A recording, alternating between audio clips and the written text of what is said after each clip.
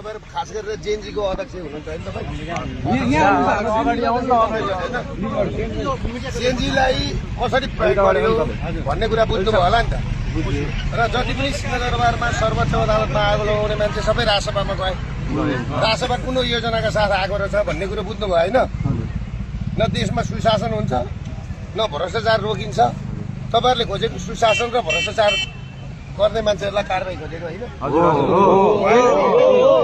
र प्रत्यक्ष कार्यकारी प्रधानमन्त्री खोजेको होइन हैन हामीले प्रत्यक्ष उद्देश्य नै के थियो भन्दाखेरि नि उद्देश्य नै विदेशी सेना ल्याउने थियो यहाँ र चैत 15 गते हामीमाथि जुन आक्रमण भयो जुन हिन्दू राष्ट्र र राष्ट्र संस्थामाथि जुन आक्रमण भयो त्यो आक्रमण पछाडि अब चाहिँ यो देशमा राष्ट्र संस्था र हिन्दू राज्य आउँछ र दुर्गा परसाईले फेरि पुनः राष्ट्र संस्था स्थापित गराउँछ नेपाल अब सही ट्र्याकमा जान्छ भनेर अनि जेएनजी मुभमेन्ट चलाएर त्यो स्थिति ल्याएको हो तपाईहरु बुझ्नुस् यो चुनाव भनेको कुरो के हो भन्दाखेरि विदेशीलाई चाहिएको चुनाव हो तपाईँ यहाँ 80% मान्छेलाई चुनाव चाहिएको कुन पार्टीलाई चुनाव चाहिएको छ कुन दललाई चुनाव चाहिएको छ कुन नागरिकलाई चुनाव चाहिएको छ कसैलाई पनि चाहिएको छैन इभन जेएनजीलाई चुनाव चाहिएको छ चुनाव चाहिएको छैन चुनाव चाहिएको छ मलाई थाहा छ ठगहरू घटाहरूलाई चुनाव चाहिएको छ देश सक्नु छ देश विखण्डन गर्नेहरूलाई देश विखण्डन गर्नेहरूलाई चुनाव चाहिएको छ त्यसले गर्दाखेरि तपाईहरु सचेत हुनुहोस् र एउटा कुरो बुझ्नु न हिजो 16% 18% ब्याङ्कको ब्याज थियो आज त्यो ब्याजलाई घटाएर 6% मा कसले ल्यायो दुर्गा परसाई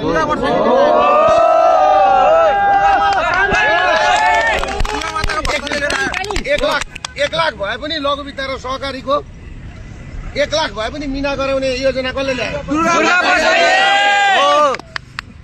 तपाईहरुलाई सुन्नुहोस् ब्ल्याकलिस्ट कालो सूचीमा परेका चेक बाउन्स भएर कालो सूचीमा परेका मान्छेहरुको कालो सूची हटाउने काम कसले गर्यो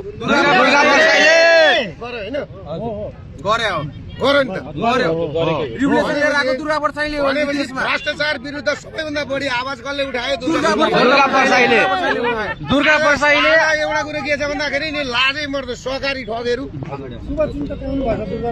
अनि लातको लात बाटोमा हाम्रो सरलाई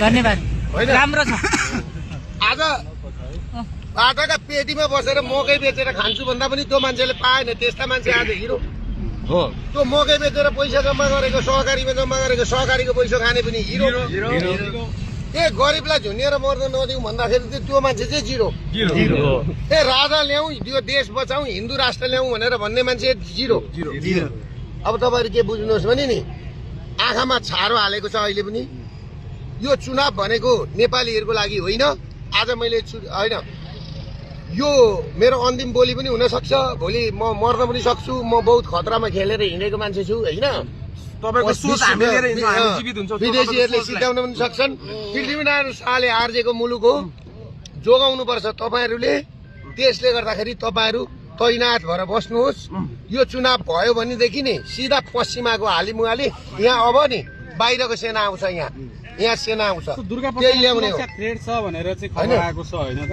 कोबाट अहिले तपाईलाई सबैभन्दा धेरै हैन सबैभन्दा धेरै त जसलाई चुनाव चाहिएको छ जसले सिंहदरबारमा आगो लगाए सर्वोच्चमा आगो लगाउने को रहेछ सबै सिंहदरबार र सर्वोच्चमा आगो लगाउने आज भटाभट राजसभाका सांसद कबुल गरिसक्यो त सिंहदरबार र चाहिँ अदालत जलाउने म हो तर भने कुरा आछ थाहा भइसक्यो हैन भनेपछि तपाईहरुले कस्तो मान्छे चुन्दै हुनुहुन्छ जसले गरिबको आवाज कसले उठायो दुर्गा परसाईले उठायो आजैदेखि मालपानीको गाडी चढेर हिँड्ने मारवाडीको स्टालका मोटरसाइकल चढेर हाम्रो जस्तो चढौँ न हाम्रो कमाइले आफ्नो गाडी हामीलाई भ्रष्टाचार गर्नु छैन भ्रष्टाचार रोक्नु छ हामीलाई देश विखण्डन गर्नु छैन देश जोगाउनु छ त्यसले गर्दाखेरि म हिँडेको मान्छे हुँ हैन अब तपाईहरुले के बुझ्नुहोस् भने आज सबैभन्दा खुसी के लाग्यो भने निजगढमा म उत्रेको थिइनँ क्या अहिलेसम्म हजुर पहिलोचोटि यहाँ निजगढबाट फोन गयो अनि मैले के भने नि एक दिन अलि अगाडि जानु तपाईँ सत्यको जित हुन्छ ढिलो हुन्छ छिटो हुन्छ सत्यको जित हुन्छ धर्म रक्षति रक्षत भन्छ धर्मको हामीले रक्षा गर्यौं भने धर्मले पनि हामीलाई रक्षा गर्छ त्यसले गर्दाखेरि वैदिक सनातन हिन्दू अधिराज्य किरात बौद्ध सहितको वैदिक सनातन हिन्दू अधिराज्य कायम गर्ने राज संस्था स्थापित गराउने जनताको छोरी प्रधानमन्त्री अनि बन्ने त्यसपछि जनताको छोराछोरी प्रधानमन्त्री बन्ने हिसाब किताबले हुनु पर्यो। अब अहिले तपाईँहरूलाई एउटा मौका के आएको छ भने चुनावमा भाग लिने नलिने तपाईँहरूको कुरा हो। अहिले सबैभन्दा सुवर्ण अवसर छ, तपाईँहरू चुनावमा जानु भएन भने नि यिनीहरूका बाक्सा खाली जाउन् न। म चाहिँ यो पालि भोट हाल्दिन। जनताले त्यसरी प्रतिकार पनि त गर्नु पर्यो। अनि जनता चाहिँ गएर फेरि मासु भातमा गएर चुनावमा भोट हालेपछि त त्यहाँ भन्दा अब भोलि पर्सि नि यो गरिबको आवाज जो बोलिदिएको थियो नि घर लिलाम रोकिदिएको कसले यी व्यवसायीको हो कसले रोकिदिएको? दुर्गा पर्साईले दुर्गा पर्साई यी घर जम्मै यी ब्याङ्कमा चाहिँ नि जतिखेर पनि लिलाम हुन्छ। हो। कसले रोकिदिएको छ? कोसँग डराएको छ आज? हो ब्याङ्क। दुर्गा हो, पर्साई म होइन भने नि यी जम्मै जान्छन् है। अनि यहाँ अहिले यसो हेर्छु अब फलानु फलानु भनेर मान्छेको भिड लागेको छ। त्यहाँ नक्कली फेसबुक नक्कली त्यो नक्कली गाली गरेर नक्कली सबै नक्कली गरेर हिँडेको छ है। त्यसले गर्दाखेरि तपाईँहरू के बुझ्नुहोस् भने पहिला देश जोगाउँ, पहिला देश जोगाउँ अनि त्यस चुनाव गरौँला। र एउटा कुरो म यहीँबाट भन्छु, राष्ट्र र हिन्दू राज्यको माग बोकेर हिँडेको दुर्गा पर्साईलाई पनि एउटा शक्ति हो। यो शक्तिलाई बाहिर राखेर चुनाव भयो भने नि यो सरकार टिक्दै टिक्दैन। आज जेएनजी एकछिन आज जेएनजी एकछिन जेएनजी चाहिएको जेएनजी त रक्षा बम र उसलाई लगिहाल्यो नि माथि त। अरू जेएनजी त सडकमा अरू जेएनजी माइती घरमा हो कि होइन? ती जेएनजी किन मऱ्यो जेएनजीलाई थाहा छैन। जेएनजी किन घाइते भयो जेएनजीलाई थाहा छैन। सकियो त। नेपालीको छोराछोरी मार्नेलाई चाहिँ यसो कुदेको देख्छु कि मान्छे। अनि मैले अस्ति भने क्या नेपाली जनता भेडो जनताले के खान्छ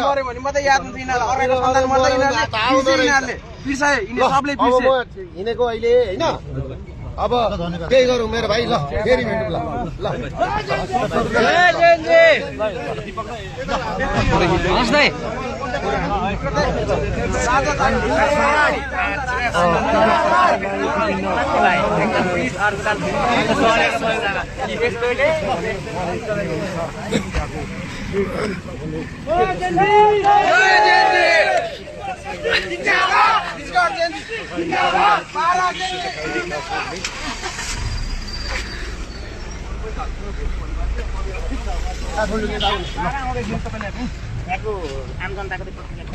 होइन म त यस्तो हो, म सर्वहारा वर्ग भुइँ मान्छेको गरिबहरूको मुद्दा बोकेर हिँडेको मान्छे कुरो बुझ्नु होइन। जतिखेर सुन यिनीहरूले मुक्ति पाउँदैनन् तबसम्म म यो मुद्दा बोकिरहेको छु। जोसुकै सरकारमा आओस् जोसुकै सरकारमा जाओस् मलाई त्योसँगको कुरा भएन। खगहरूले सरकारमा जानु भएन, फटाहरूले सरकारमा जानु भएन। र आजको कन्डिसन भनेको नेपाली आम नागरिकलाई चुनाव चाहिएको छैन। वास्तवमा बाह्रका जेएनजी भाइहरूले बुझेछन्, बहिनीहरूले बुझेछन् होइन। यही तरिकाले नेपालभरिकाले बुझुन् भनेर म भन्न चाहन्छु। जस्तै दुर्गा पर्साई यत्रो ठुलो तपाईँको देशभरि रूपमा अहिले शक्ति रूपमा एउटा शक्तिको रूपमा हिँडिरहेको छ होइन। तर चुनावमा त हिँड्न किन नसकेको? चुनावमा जान किन नसकेको? होइन मैले सुरुमा के भनेको प्रश्न छ कि चुनावमा नि चुनाव 2004 सालदेखि नि 2004 सालकोदेखि 2007 सालको प्रजातन्त्र 2015 सालमा बहुमत ल्याएको छ नि काङ्ग्रेसले। 2000 यो हरेक चुनाव छ नि हाम्रा लागि भएको चुनाव होइन। र जेएनजी मुभमेन्ट पनि हाम्रा लागि भएको रहन्छ।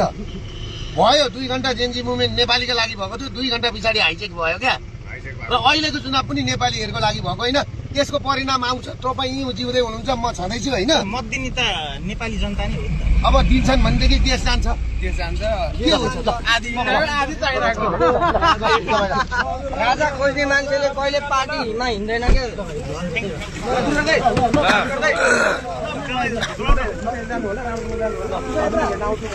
हजुरको एजेन्डा हामीले हामी